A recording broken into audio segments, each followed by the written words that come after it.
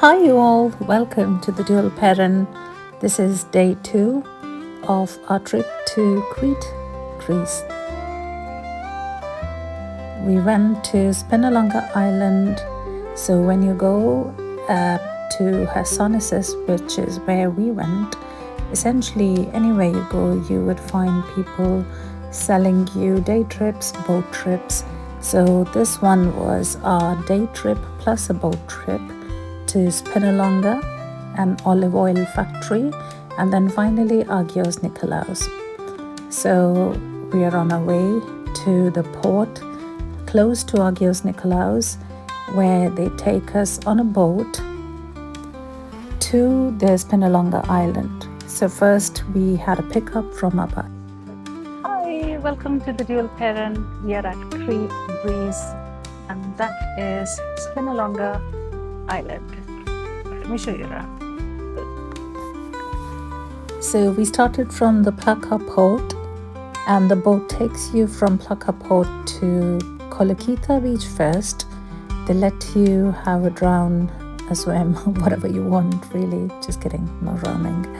The beach there is beautiful, one of the most beautiful beaches I've seen in my life, with crystal clear waters. The waves are brilliant, the currents aren't too high, and the sand, I must say, is just like sifted sand. It's so polished, it's so soft. It doesn't get into your clothes, it doesn't irritate your skin. There is a bit of a hike, so when the boat docks to close to the Kolokita beach, you will need to hike just a little bit. So be aware that you should be wearing nice, like safe shoes so you don't slip, which I was about to, because I was wearing Crocs slip-ons, like flip-flops, and I feel like, yes, that made it a bit treacherous walking from there. So before you go to the beach, you have an option of staying at Spinalonga Island. So what you now see is Spinalonga Island. It has a bit of a fort kind of a thing where you can explore the island. It has some architectural history to it. You can read upon that. So if you don't want to stay there, your boat will now take to Kolokita beach, as I was just telling you. So this is where you hike a little bit, just walk from there to the tiny, tiny beach. The tiniest beach, one of the tiniest beaches I've seen. So you go across from the boat, and then this is how it looks like on the beach. It's tiny, and it'll have a small rock and we are there, now which tells at you the name of the beach. It's painted Beach. Kolokita beach. Excuse It's a me if I'm small not fine pronouncing sand it in the gold right sand beach. Greek accent. So yeah, so slightly treacherous, I would say, if your feet are wet, because I felt that the ground was not slippery, but my feet were slipping on the flip-flops.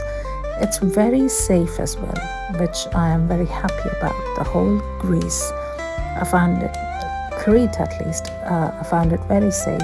So we just kept our belongings on the side, and we went straight with our dresses. We didn't get any bikinis or swimming costumes. We just went in there straight.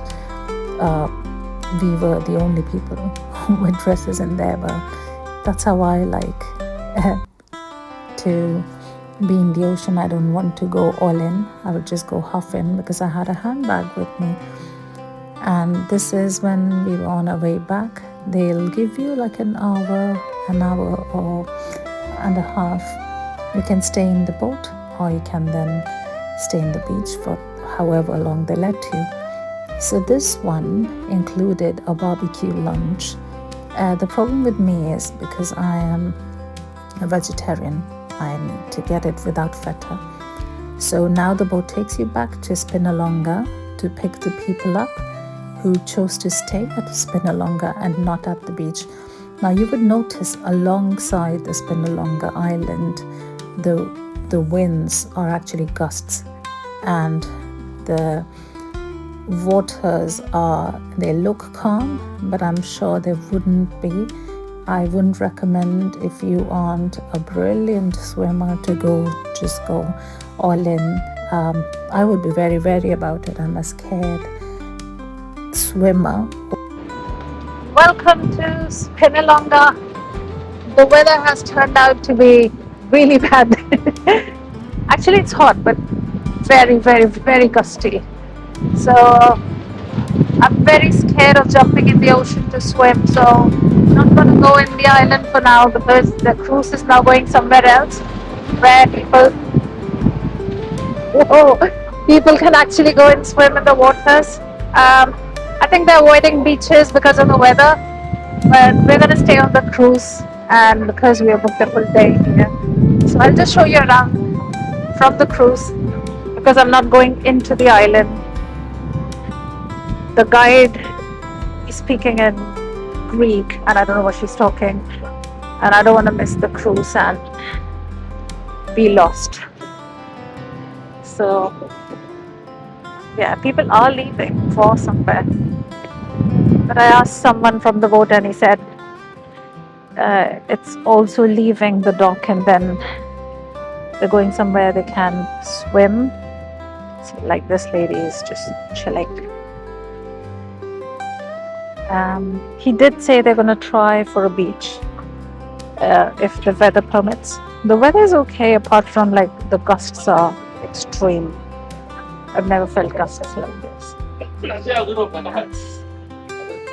the ship captains.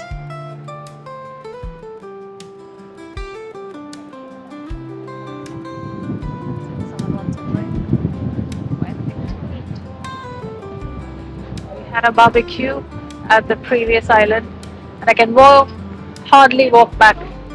It's so gusty. Look at that.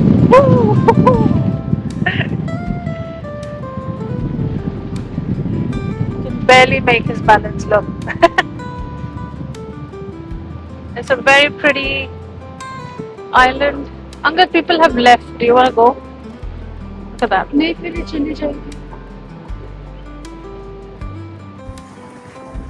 So that is Spinalonga, and we're just at a stop in the middle.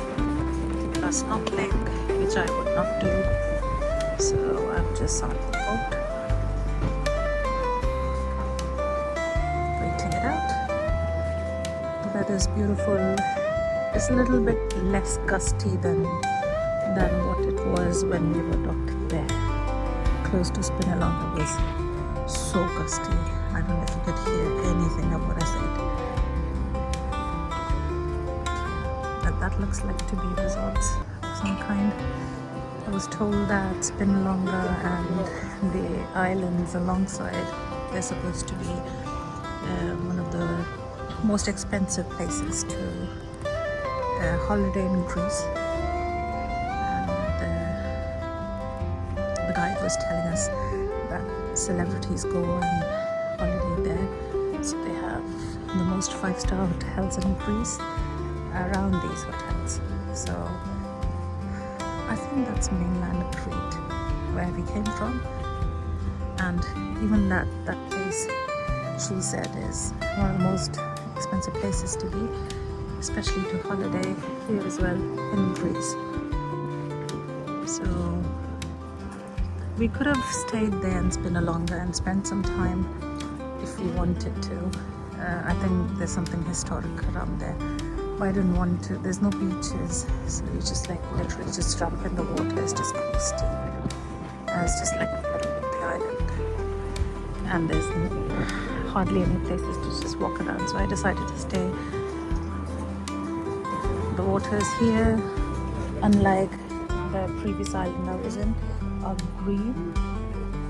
So these are like emerald green, and where we were around that place, they were blue. So they were like the teal turquoise blue shades. These are green, dark green emerald shades. And I think the camera also shows some kind of the undercurrents, which is fascinating to watch. I think it wasn't as busy, the waters. It because there's a lot of undercurrents. I'm not a marine specialist, but that's what I feel like it is. You would have seen the bottom of the ocean, I think, because they're crystal clear. Because where we were before, the waters were calmer and we could see the bottom. So I'm pretty sure we could see the bottom. You still can, but it's still a bit busy. So you can see it like reflecting off the bottom. Maybe again, that's good. And we'll show more places as we go. So if you've been to Spain or the islands around Africa like Cape Verde, I found the seas were similar with a slight difference in the color of the seas. So here there were a mix of turquoise blues, greens, dark blues, Mediterranean blues, because I guess there's different seas merging here. And now we are on our way to an olive oil factory. So this day trip not only includes Kolokhitha Beach, Agios Nikolaos, olive oil factory, and it does the Spinalonga Island as well, which is great. And the ports look beautiful. The seas just look like dead. It's just like a carpet of blue and then tiny islands on top. It's beautiful. Now the terrain I feel is different to the African islands or even Spain, but it does feel slightly similar in some aspects. So if you've been either to Menorca, Cape Verde, you would feel like it feels slightly different but also has some kind of similarities. So what I loved about Crete is the roads, most of them are so close to the coast that wherever you go, you just can't escape the beautiful scenery of peaking ocean through the mountains and hills. And then the drivers are so sophisticated, so trained. It just feels like you're actually in the air. It feels safe. What I did find was that if you feel heat, especially in your head a lot, this is where it might be a problem to you. It was to me, because it is very hot. Next leg of the journey was Physicis of Crete. It's a family-run olive oil factory. I think they only started 15 years ago in this particular one. And Crete is the biggest island for, or even the biggest place for olive oil production in the world. You will see olive oil trees all over. So they let you taste olive oil, olives here. Next up, we visited Agios Nikolaos for another 2 hours, and the bus just waited for us while we were free to explore nearby. Obviously, you don't want to be lost. So there are shops when you walk further, and there are beaches when you walk further as well. So this is where the bus stop is. Hi all, we are now at Agios Nikolaos. I hope I'm signified.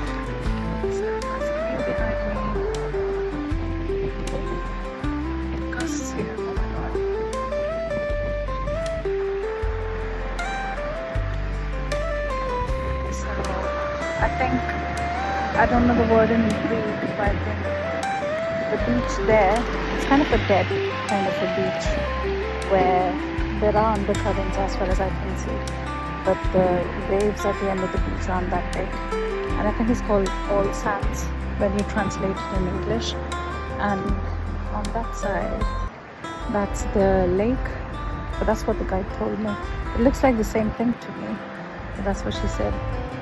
And in Greek they have a word for that lake, but in English it translates to the bottomless lake, because she said that they didn't know how deep it was actually. The waters here are beautiful.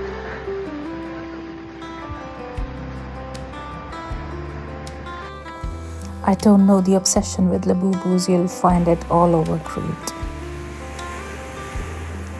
So that's a wrap for the day. We went to Kolokhitha Beach, Agios Nikolaos, Spinalonga. We traveled to the Plaka port, came back to Chersonesus and then came quite late. So stay tuned for the next vlog where we will visit Balos and other places. Santorini. Okay, see you later then. Keep tuned in, keep watching. Please share, comment, subscribe and like. Thank you for watching The Dual Parent. I hope you like this vlog. Bye.